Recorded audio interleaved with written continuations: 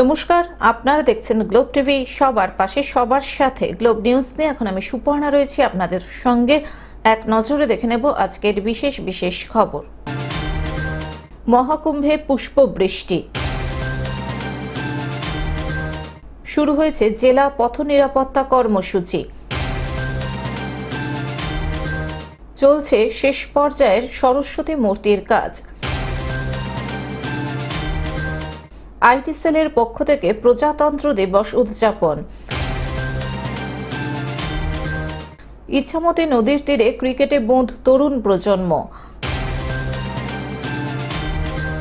Safe drive save life কর্মসূচি আসানসোলে। আসছে বিস্তারিত খবরে। মহাকুম্ভে পুষ্পবৃষ্টি। আজ মৌনী অমাবস্যা। মহাকুম্ভ মেলায় পুণ্যস্থানে ত্রিবেণী সঙ্গমে ডুব দিচ্ছেন মানুষজন, ডুব দিচ্ছেন সাধু সন্তরা। আর আকাশপথে পুষ্পবৃষ্টি। মঙ্গলবার গভীর রাতে শাহী স্নানের সময় পদপৃষ্ঠের ঘটনায় প্রাণ হারান অনেকেই। এখন পরিস্থিতি অনেকটাই স্বাভাবিক। মৌনী অমাবস্যায় শাহী স্নানের সময় আকাশপথে পুষ্পবৃষ্টির পরিকল্পনা করে রেখেছিল উত্তরপ্রদেশের যোগী আদিত্যনাথ প্রশাসন। শুরু হয়েছে জেলা পথ নিরাপত্তা কর্মসূচি। সোমবার থেকে পশ্চিম মেদিনীপুর জেলায় শুরু হয়েছে জেলা পথ নিরাপত্তা কর্মসূচি। এই কর্মসূচি চলবে 31 জানুয়ারি পর্যন্ত। সোমবার জেলা শাসকের দপ্তরের আঞ্চলিক পরিবহন কার্যালয়ে একটি অনুষ্ঠানের আয়োজন করা হয়েছিল। সেখানে এই কর্মসূচির সূচনা করা হয়। জেলা শাসক খুরশিদ আলী কাদরি জানান, গত বছর এই কর্মসূচির সুফল হিসেবে জেলায় 13% পথ দুর্ঘটনা কমানো গিয়েছে। এই শতাংশ শূন্যতে নামিয়ে আনার লক্ষ্যমাত্রা নিয়ে পুলিশ প্রশাসনের সহযোগিতায় জেলায় সব রকম সহযোগিতা নেওয়া হবে। আজকে রোড সেফটি যে আছে কর্মসূচি স্টার্ট করা হয়েছে। আমাদের এখানে অনারেবল এমএলএ যে আছে ফ্ল্যাগ করেছেন, বিভিন্ন র্যালি ছিল, ওখানে ট্যাবলো ছিল। আমাদের যে মূল উদ্দেশ্য আছে যে রোড অ্যাক্সিডেন্ট যে আছে আমাদের কমাতে হবে। গত বছর তুলনায় এবছর আমাদের প্রায় 13% যে রোড অ্যাক্সিডেন্টস আছে এটা কমানো হয়েছে, কিন্তু আমাদের যে লক্ষ্য আছে আমাদের 0 করতে হবে। তার জন্য আমাদের বিভিন্ন যে পুলিশ স্টেশন আছে সেখানে অ্যানালিসিস করার পরে যেখানে যেখানে বেশি অ্যাক্সিডেন্টস হয় সেখানে আমাদের ম্যাক্সিমাম ইন্টারভেনশন থাকবে। এই কর্মসূচির মাধ্যমে আমাদের যে পশ্চিম মেদিনীপুর যে বাসী আছে তাকে আমি অনুরোধ করছি যে আমাদের যে রোড সেফটি যে মেজার্স আছে সেটা অ্যাডপ্ট করতে হবে, প্লাস যে রুলস গাইডলাইন্স আছে সেটা আমাকে মানতে হবে। পশ্চিম মেদিনীপুর থেকে কল্যাণ মণ্ডলের রিপোর্ট, গ্লোব নিউজ। চলছে শেষ পর্যায়ের সরস্বতী মূর্তির কাজ।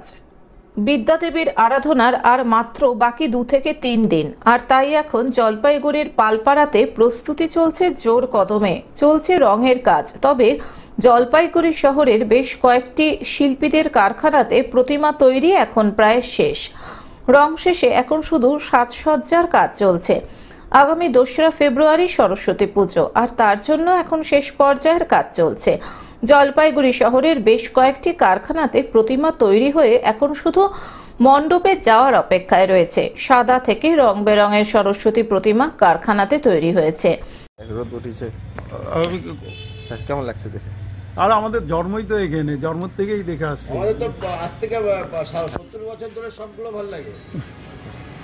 ঠাকুর জন্ম এইখানটা। হ্যাঁ, আচ্ছা একটু বলো। আমাদের খারাপ হয় নিজের ছেলে কোনোদিন কেউ খারাপ বলে না তো? না না, ভালো। আমরা জন্মের পর থেকে এখানে আছি। আমরা এখন বাইরে থাকি, আমি কলকাতায় থাকি, ও এসে চাকরি সরষে বাইরে সব, কিন্তু আমাদের একটু বাড়ি এটা। আচ্ছা, তো আমরা ছোটোবেলা থেকে দেখছি। আর জলপাইগুড়িতে পাল বলতে নাম করা আমাদের সময় দুজনেই ছিল, নরেন পাল আর মহেন্দ্র পাল। তো এখন তো মহেন্দ্র পাল নেই, নরেন পালই আছে, কিন্তু নরেন পালের ছেলে আছে। বলতে কোন পর্যায়ে কাজ দেখছেন এখন? এই যে আজকে আমি 2 মাস পরে আসলাম। না, এখানে ঠাকুরের কোন পর্যায়ে কাজ দেখছেন? আমি স্টার্টিং এ দেখিনি, মানে এই জাস্ট দেখলাম। আর আমাদের জন্মের থেকে দেখছি রং হচ্ছে। হ্যাঁ, আমরা জন্মের থেকে একই দেখে আসছি।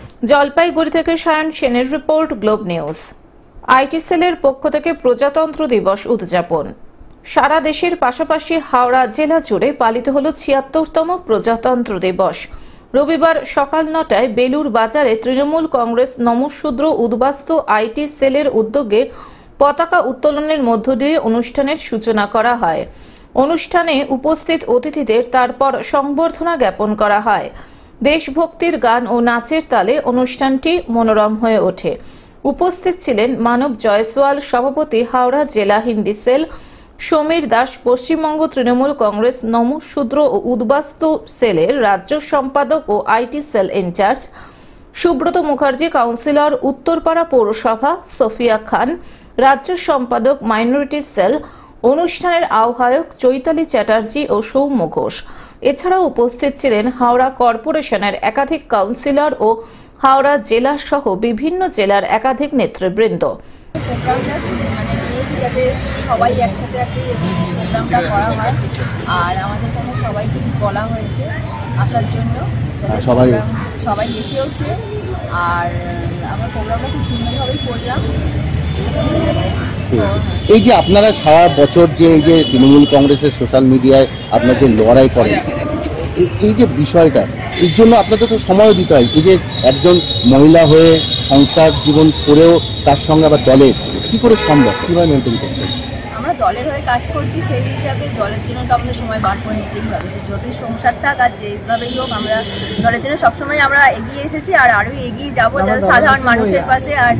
আর আমাদের নেতৃত্ব মহিলা, সেই হিসাবে আমরা ওনার থেকে অনেক অনুপ্রেরণা পাই, যাতে আমরা আরও এগিয়ে যেতে পারি, আমাদের এই কাজটা যাতে আরও সাফল্যমণ্ডিত করতে পারি, এটাই। বেলুর থেকে অনির্বাণ দত্তের রিপোর্ট, গ্লোব নিউজ। ইছামতি নদীর তীরে ক্রিকেটে বোধ তরুণ প্রজন্ম। সোশ্যাল মিডিয়া ছেড়ে ইছামতি নদীর তীরে ক্রিকেটে বুঁদ হল বসিরহাটের তরুণ প্রজন্ম। বসিরহাটের একদল যুবকের প্রচেষ্টায় নতুন প্রজন্মকে মাঠমুখী করার উদ্যোগ দেখা গেল শহর বসিরহাটের ইছামতি নদীর তীরে টাউন হল মাঠে। আয়োজিত হল বসিরহাট ক্রিকেট কার্নিভাল। আসানসোল, দমদম, মালদা ও বারাসাত সহ রাজ্যের বিভিন্ন প্রান্ত থেকে মোট 16টি দল এই প্রতিযোগিতায় অংশগ্রহণ করে। এই 16টি দলের মধ্যে বসিরহাটের বেশ কয়েকটি দল ছিল, যার মধ্যে অধিকাংশ বসিরহাটের স্থানীয় প্রজন্মের ক্রিকেটাররা। এই 5 ওভারের খেলায় এক দলে 9 জন অংশগ্রহণ করে। যে খেলা দেখতে টাউন হল মাঠে ভিড় জমায় কাতারে কাতারে তরুণ প্রজন্ম। আমার বাড়ি আসানসোলের জামুরিয়াতে, আর অনেকটা জার্নি করেছি, 7 ঘন্টা প্রায় জার্নি করেছি। আর জার্নিটা এসে পরে এসব এরকম অ্যাটমসফিয়ার দেখে আমার জার্নিটা সাকসেস মনে হচ্ছে। আর অনুরোধ থাকবে যেন এরকম টুর্নামেন্ট আরও হোক। আর এইসব টুর্নামেন্ট হলে কি বলতো, যেটা আমাদের ইনডোর গেম রয়েছে পাবজি, ফ্রি ফায়ার, ওটা থেকে মাঠে এলে সব ভালো হবে আর কি, এটা রিকোয়েস্ট থাকবে। তাদেরকে উদ্দেশ্যে বলবো যে মাঠে এলে নিজের শারীরিকতা এবং মানসিকতা দুটোই খুবই ভালো থাকে। তো যতটা দরকার ততটাই গেম খেলুন। অবশ্যই মাঠে আসলে খেলাধুলাটা দরকার আছে লাইফে। মৈনাক সাহা, সবুজ হালদার, পার্থ সেনা, কমলেশ কুণ্ডু ও মিকা বসুর মতো বসিরহাটের একঝাঁক তরুণ ক্রিকেট প্রেমীর উদ্যোগে এই অভিনব শর্ট হ্যান্ড ক্রিকেট টুর্নামেন্ট আয়োজিত হয়। সংগঠনের তরফে মৈনাক সাহা বলেন, আমি নিজে বরাবরই ক্রিকেটের ভক্ত। বর্তমান সময়ে যেভাবে স্কুল পড়ুয়ারা মোবাইলে বুঁদ হয়ে থাকে, তার থেকে তাদেরকে সরিয়ে পুনরায় মাঠমুখী করতেই আমাদের এই উদ্যোগ। অ্যাকচুয়ালি আমি ছোট থেকে একটু খেলাধুলো ভালোবাসতাম, আর ছোট থেকে আমি যাদেরকে বসিরহাটে দেখেছি তারা সবাই এই খেলাটা খেলতো। তারা এখন অনেক এজেড হয়ে গেছেন, কিন্তু বিষয়টা একটু প্রবলেমটা এরকম হয়েছে যে মাঠের অভাবে আমরা অনেক খেলা খেলতে পারিনি। আর আমি এখন গত 1-1.5 বছর ধরে শুরু করেছি। আমাদের একটা টিম আছে জার্সি 7 টিমটা যেটা আছে, আমরা এই শর্ট হ্যান্ড ক্রিকেটটা খেলি। আমরা ইউটিউবে এখন রিলস আপডেট হওয়ার পর থেকে কিছু জিনিস দেখেছি, কিছু বড় বড় স্টার আছে, যেরকম দুর্গাপুরে আছে, বর্ধমানে আছে, ঝাড়খণ্ডে আছে, শিলিগুড়ি থেকে আছে। আমরা এদের খেলা দেখে ভীষণ আনন্দ পেতাম, খুশি হতাম। আমিও মনে মনে ভাবতাম যে আমাদের এখানে ওরা কবে আসবে। আর আমাদের এখানে যারা লোকাল প্লেয়ার, তারা যেন বাইরে গিয়ে বলতে পারে যে জানিস আমাদের ওখানেও একটা ভালো খেলা হয়। সেইটা বলার জন্য আমাদের এই মূল উদ্যোগ। আর খেলাটা হোক, খেলা চালু হলে আশা করি মন মানুষ এর সবসময় ভালো থাকবে, আর অবশ্যই স্বাস্থ্যও ভালো থাকবে। এই উদ্দেশ্য রেখেই আমরা এই খেলাটা অর্গানাইজ করছি। বসিরহাট থেকে শ্যাম বিশ্বাসের report, globe news. Safe drive save life কর্মসূচি আসানসোলে। মুখ্যমন্ত্রীর স্বপ্নের প্রকল্প safe drive save life Asansol Durgapur police কমিশনারেটের এবং আসানসোল আরটিও অফিসের উদ্যোগে ড্রাইভিং লাইসেন্সের আবেদন ও সরল প্রক্রিয়াকরণ শিবির কুলটি ট্রাফিক গার্ড পুলিশের পক্ষ থেকে আয়োজিত হলো।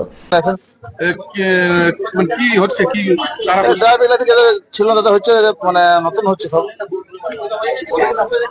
একটা জিনিস পুলিশের এরকম একটা উদ্যোগ কি বলবেন? ধন্যবাদ জানাচ্ছি। আসানসোলের চৌরঙ্গি মোড় এলাকায় অনুষ্ঠিত হয় এই শিবির। এটা একটা খুব ভালো প্রয়াস আমাদের রাজ্য সরকারের সঙ্গে আমাদের যে পুলিশ প্রশাসন আমাদের এডিপিসির আন্ডারে হচ্ছে। এটা আমাদের এখন দেখা যাচ্ছে নিত্য নৈমিত্য প্রত্যেক দিন আমাদের এই রুট না বিভিন্ন ধরনের অ্যাক্সিডেন্ট হচ্ছে এবং লাইসেন্স ছাড়া বাইক চালাচ্ছে, যেটা বিভিন্ন জায়গায় কোনো অ্যাক্সিডেন্ট ঘটে গেলেও ওটা ক্লেম আর হবে না। লাইসেন্স নিয়ে গাড়ি চালানোর জন্য যে আমাদের পুলিশ প্রশাসন একটা ভালো উদ্যোগ নিয়েছে, যে লাইসেন্স এখানে খুব কম খরচে এবং খুব জলদির মধ্যে বানিয়ে দিচ্ছে। এটার জন্য আমরা সত্যি পুলিশ প্রশাসন এবং সরকারকে আমরা ধন্যবাদ জানাবো।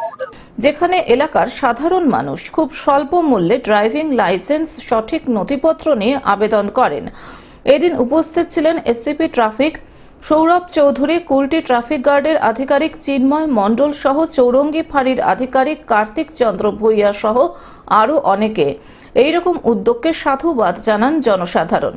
30 তারিখ 29 জানুয়ারি আমাদের ট্রাফিক গার্ডের পক্ষ থেকে যে রোড সেফটি উইক চলছে তার একটা পার্ট আজকে ড্রাইভিং লাইসেন্স মেলা এটা করা হচ্ছে এবং এখানে জনসাধারণের সুবিধার্থে যাদের ড্রাইভিং লাইসেন্স নেই সেইটা মাথায় রেখেই আমাদের মুখ্যমন্ত্রী মাননীয় মুখ্যমন্ত্রী তার এই উদ্যোগ, এটা খুবই ভালো। এবং এখানে অনেকেই যেটা অফিসে যে দীর্ঘক্ষণ লাইনে দাঁড়িয়ে এদের হ্যারাসমেন্ট হতে হতো সেটা তাদের একদম বাড়ির কাছে তাদের এই এলাকার আমরা এটা করছি এবং এর পরেও আবার হবে এবং এটা আজকেই তাদের লার্নার লাইসেন্স দিয়ে দেওয়া হচ্ছে এবং মোটর ভেহিকলসের এমভিআই টেকনিক্যাল এবং অন্য যারা আছেন তারাও এসেছেন এবং তারা এই সকাল থেকে আমরা এটা চালাচ্ছি এবং আমরা এখানে যতটা সম্ভব আজকে যতগুলো বেশি করা যায় সেই উদ্যোগ নিয়েছি এবং আগামী দিনেও আমরা এরকম প্রোগ্রাম করব।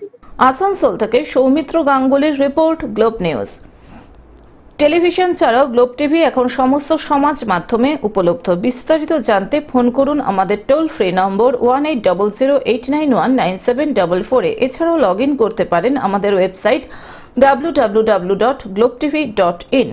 আজকের মতন গ্লোব নিউজ এখন এই পর্যন্তই। দেখতে থাকুন গ্লোব টিভি, সবার পাশে সবার সাথে। নমস্কার।